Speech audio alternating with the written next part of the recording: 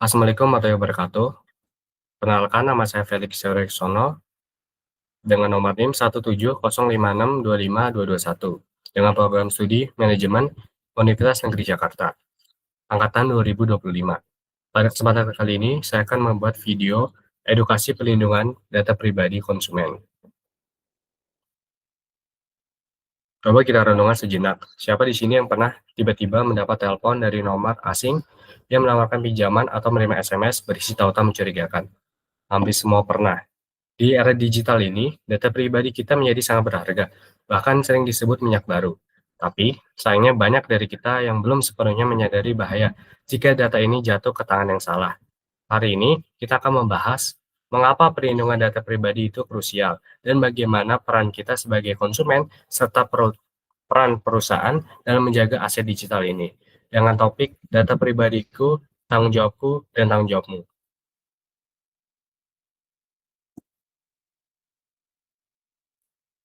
Apa itu data pribadi? Mari kita mulai dengan definisi dasarnya. Apa sebenarnya yang dimaksud dengan data pribadi? Data pribadi adalah setiap data tentang seseorang, baik yang teridentifikasi dan atau dapat diidentifikasi. Sederhananya, semua yang bisa menunjuk langsung atau tidak langsung kepada Anda.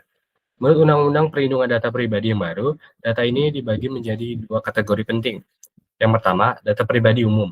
Ini mencakup nama lengkap, jenis kelamin, kewarganegaraan, dan data yang diumumkan ke publik. Yang kedua, data pribadi spesifik atau sensitif. Ini adalah data yang jika disalahgunakan, dampaknya sangat besar. Contohnya, data kesehatan, data biometrik seperti sidik jari atau pindaian wajah, data keuangan, hingga catatan kriminal. Ingat, data ini adalah identitas digital Anda. Melindunginya sama pentingnya dengan mengunci rumah Anda.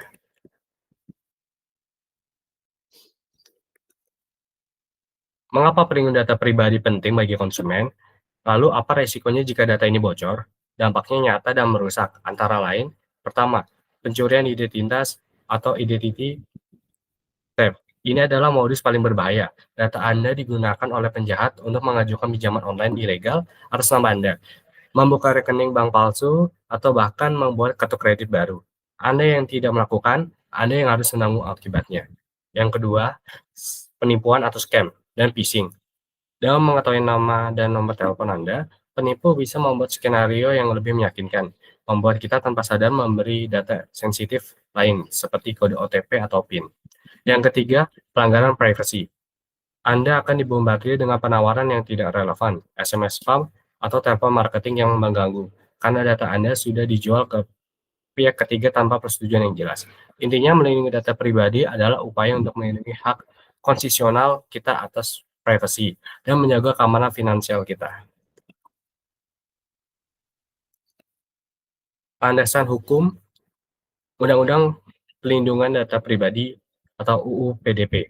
Kabar baiknya Indonesia kini sudah punya payung hukum yang kuat, yaitu Undang-Undang Nomor 27 Tahun 2022 tentang Perlindungan Data Pribadi atau UU PDP. Undang-undang ini memperkuat posisi kita sebagai subjek data. Kita sebagai konsumen memiliki beberapa hak mendasar, yaitu hak menarik persetujuan. Jika Anda pernah mengizinkan perusahaan menggunakan data Anda berhak menarik izin tersebut kapan saja. Hak mengajukan keberatan. Anda berhak meminta perusahaan mengetikkan pemrosesan data Anda untuk tujuan tertentu, misalnya direct marketing.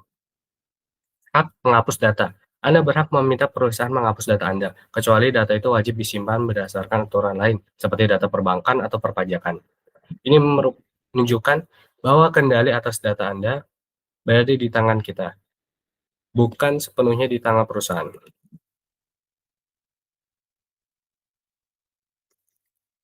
Tips aman, peran konsumen dalam melindungi data pribadi. Sekarang mari kita fokus pada peran kita. Perlindungan data bukan hanya tugas pemerintah atau perusahaan, tapi dimulai dari diri kita sendiri. Ada 5 langkah praktis yang wajib kita terapkan. Yang pertama, berikan data sepenuhnya. Saat diminta mengisi formulir online, tanyakan pada diri sendiri, apakah data ini benar-benar relevan? Jika pinjaman hanya butuh nama, kita berikan nama saja. Kedua, cek kebijakan privasi. Sebelum menyetujui, luangkan waktu membaca kebijakan privasi perusahaan. Pastikan mereka menjelaskan data apa yang perlu diambil, untuk apa, dan apakah yang juga dibagikan pada pihak ketiga. Yang ketiga, Gunakan kata sandi yang kuat dan unik. Jangan gunakan tanggal lahir, kombinasikan huruf besar, huruf kecil, angka, dan simbol. Dan yang terpenting, jangan pernah menggunakan kata sandi yang sama untuk semua akun. Yang keempat, aktifkan notifikasi dua faktor atau 2FA.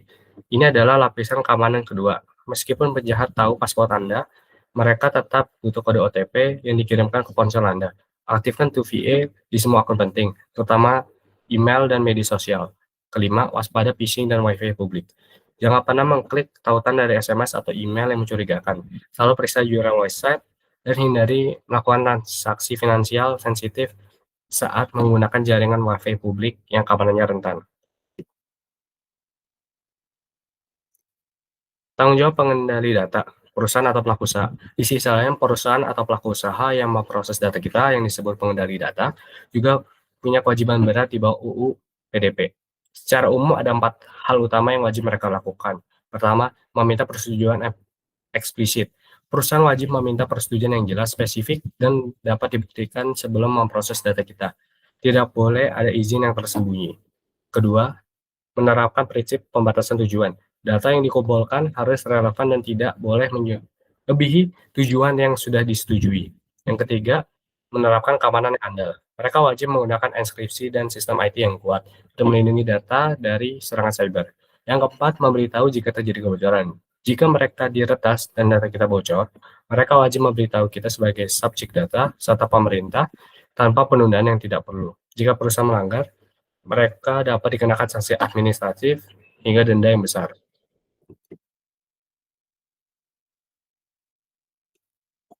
Kesimpulan dan aksi nyata. Sebagai penutup, mari kita simpulkan, perlindungan data pribadi adalah tanggung jawab kolektif. Kita sebagai konsumen harus menjadi pengguna yang bijak, kritis, dan waspada. Perusahaan sebagai pengendali data harus menjadi entitas yang bertanggung jawab dan akuntabel. Mari kita mulai dengan angka kecil, cek kembali password Anda, dan aktifkan 2FA di akun yang penting Anda. Sekian dari saya, kurang lebihnya mohon maaf. Wassalamualaikum warahmatullahi wabarakatuh.